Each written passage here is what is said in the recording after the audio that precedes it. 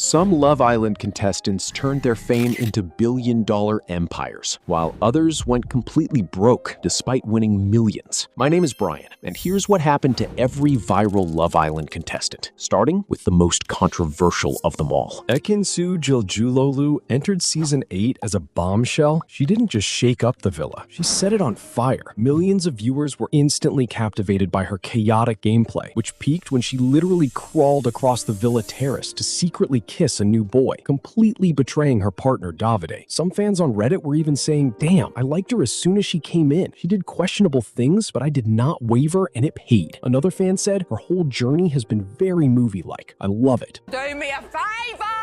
Do me a favor! I can't hear stupid language. The internet exploded. Memes flooded Twitter overnight, and she became the most talked about woman on television. Half the audience branded her a manipulative liar, while the other half praised her for delivering the most entertaining reality TV in a decade. She didn't just survive the public votes, she went on to win the entire show in a landslide. Within days of stepping back into the real world, her social media gained millions of followers, and she signed a historic £1 million fashion deal with Opoly. Shortly after launching her collection, the hype began to fade. Rumors swirled that her multi-million-dollar deal wasn't generating sales, and less than 6 months later, she was abruptly dropped by the brand, leading to a massive, quiet legal battle. To make matters worse, her highly publicized relationship with Davide crumbled under the spotlight of cheating rumors and public statements. It was after I broke up with my ex, because it was very hard to break up with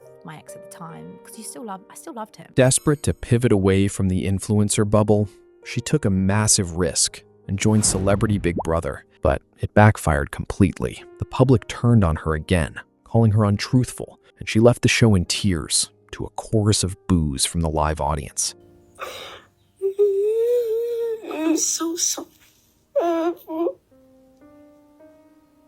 Today, Ekin-Su has largely stepped away from the fast fashion influencer lifestyle, focusing instead on global acting roles and rebuilding her image away from the toxic UK tabloid press.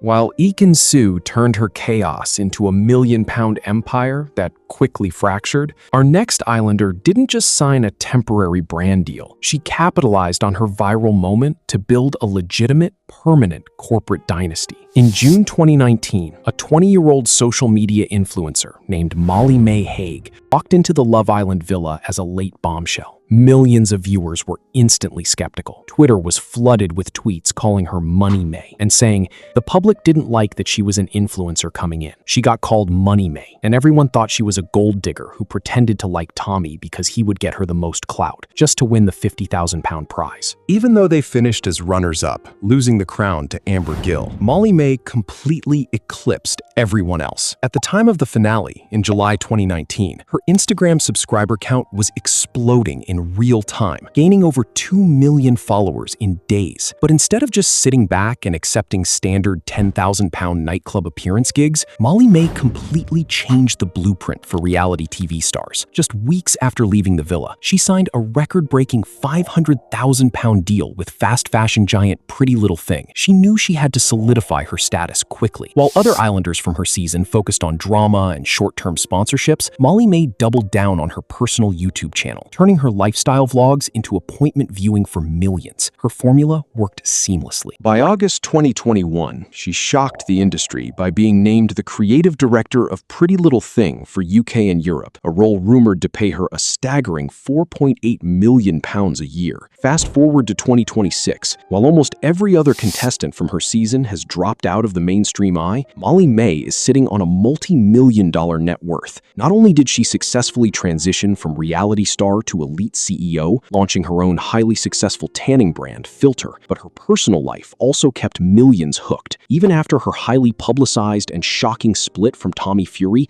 she kept grinding, turning her personal growth and motherhood journey into the foundation of her current media empire. It's safe to say she built the most successful post-show career in reality TV history. Molly-Mae used her massive traffic to fully develop a permanent business empire, but the exact same could not be said about our next contestant's quick cash win. Greg O'Shea was just a regular rugby player from Limerick, Ireland, until he entered the villa in July 2019 as a late bombshell. The show was in its final 2 weeks, and the emotional stakes were brutal. Fan favorite Amber Gill had just been heartbroken by a devastating betrayal, and Greg stepped in to lift her up. Against all odds, Greg and Amber won the entire show, splitting the £50,000 prize cash right down the middle. In less than 12 days on screen, Greg's Instagram exploded from a few thousand followers to over 1 million. But unlike a typical Love Island winner, Greg faced a massive problem. Just 5 weeks after the cameras stopped rolling, the high-pressure romance crumbled, and the couple split via a text message debate that blew up the UK tabloids. After seeing the massive production of mainstream television and the instant millions made by his peers, Greg's expectations plummeted into a dark reality. He rejected the easy fast fashion deals and influencer lifestyle to focus on his Olympic rugby dreams, but the algorithm punished him severely. His social media engagement cratered. His follower count began dropping by the tens of thousands, and he faced brutal public trolling for splitting with the nation's favorite girl. He later admitted the psychological pressure got to him so badly that he faced severe mental health struggles, completely losing sight of why he entered the public eye in the first place. He abandoned the race for cheap influencer clout and returned to what made him happy. He competed in the Tokyo Olympics, retired from rugby, and rebuilt his career from scratch by transitioning into a stable, respected sports television presenter in Ireland. As of mid-2026, Greg has largely stepped away from the toxic influencer loop, choosing to host traditional morning television and keeping a grounded profile. While Greg walked away from the influencer trap after splitting with his partner, our next contestants found something in the villa that turned out to be far more valuable than a brand deal. When Olivia Buckland and Alex Bowen first locked eyes on Season 2 of Love Island back in June 2016, absolutely nobody expected them to last. The season was notoriously chaotic, filled with explosive, screaming fights and public betrayals. On paper, they seemed like the ultimate volatile reality TV match, destined to implode before their flight home landed. Against all expectations, they fought through the villa drama, finishing as runners-up. Most Love Island couples split up within 6 months of the finale, splitting their joint brand deals and never speaking again. Instead of keeping up a fake romance just for public relations clicks and sponsored Instagram posts, Alex and Olivia chose to do something rare in the influencer world. They chose to protect each other. They completely capitalized on their combined audience, but they did it by building a unified family brand. September 2018, they made history by becoming the first ever Love Island couple to legally get married, documenting the entire lavish ceremony for a high-rated TV spin-off. Instead of burning through their quick cash on temporary luxury item flexes, they invested heavily into property, launching their own home design and construction channels. When asked, what's a couple most people love but you don't get the hype around? A social media fan said, Olivia and Alex S2. Oh my, I thought she was such a mean girl, and how both of them and most of the villa treated Zara after the hideaway. Fast forward to mid-2026. Alex and Olivia are still married, sharing their massive multi-million-dollar country manor and their journey through parenthood with a combined following of over 5 million people. While Olivia and Alex use their relationship to build a thriving family brand, our next contestant turned their appearance into the most hated moment in Love Island history. In June 2019, Michael Griffiths, a firefighter from Liverpool, entered Season 5 and quickly became a fan favorite. He coupled up with Amber Gill, and for weeks, they looked entirely unstoppable. But then came Casa Amor, ultimate test of loyalty. Michael devised a completely different strategy, one that would make him the most despised player in reality TV history. While Amber stayed 100% loyal to him in the secondary villa, Michael's head turned completely. He spent days gaslighting Amber's character to justify his actions, and when she walked back into the main villa alone, she found Michael standing next to a new girl. The backlash was instant and terrifying. The internet erupted in pure fury. Millions of viewers flooded Twitter with outrage, turning his infamous catchphrase, "childish," into a viral symbol of toxic manipulation. Overnight, Michael went from being a beloved hero to public enemy #1. When he was finally dumped in July 2019, the real-world consequences hit him hard. While Amber went on to win the entire show and secure million-pound contracts, Michael faced relentless public abuse. He tried to clear his name by launching fitness apps and appearing on podcasts to explain his side of the story, claiming the heavy hand of reality TV editing made him look far worse than he actually was. However, it didn't work. The villain label stuck to him like glue. His podcast attempts only pulled a couple thousand views, and major corporate brands entirely refused to work with him due to the heavy public backlash. Fast forward to 2026, Michael has fallen almost completely out of the mainstream spotlight, returning to fitness coaching and occasionally posting to a stagnant social media feed. He remains a textbook warning to future reality TV contestants about how quickly the internet can turn on you. While Michael quickly became irrelevant after playing the villain, our next contestant faced a brutal wave of viral bullying,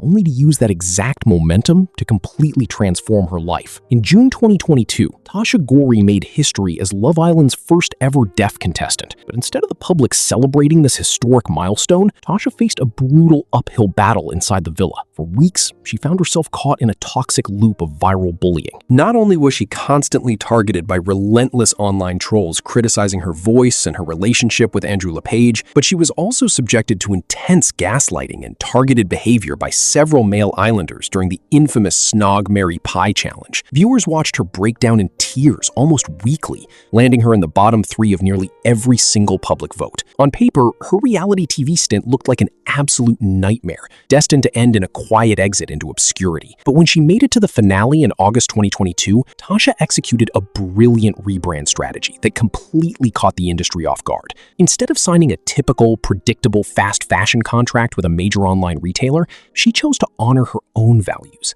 She became the first ever Love Island star to partner with eBay as a pre-loved fashion ambassador, a massive corporate move aimed at promoting sustainability over fast fashion waste. She didn't stop there. She launched her own highly successful podcast, Superpowers, where she interviews guests about overcoming physical and mental challenges, and she heavily uses her massive platform to raise funds and awareness for the National Deaf Children's Society. Fast forward to mid-2026, Tasha has completely won the public back, transforming her image from a targeted reality TV victim into a highly respected mainstream advocate and fashion icon. She proved that when the internet tries to break you, you can use the pieces to build a career with actual, lasting purpose. Tasha used her viral moment to advocate for others, but our final contestant used his sudden fame to completely transition away from reality television altogether, building a permanent seat at the mainstream celebrity table. In June 2019, Maura Higgins walked into the Love Island villa as a late bombshell, and the entire landscape of reality television shifted instantly. She didn't try to blend in or play a safe, manicured game. She was unfiltered, intensely confident, and fiercely proud of her Irish roots, infamously uttering lines about her partner's flutter that went globally viral within minutes. While she left the villa in 4th place, Maura completely rejected the typical reality TV trajectory. Most Islanders spend the 12 months following their finale churning through basic club appearances, generic hair vitamin sponsorships, and fading out of relevance as the next season approaches. Maura knew her raw, authentic charisma was a rare commodity. She immediately began treating television production as her primary business. She signed major broadcast contracts, competed on Dancing on Ice, and landed permanent hosting gigs on mainstream daytime television.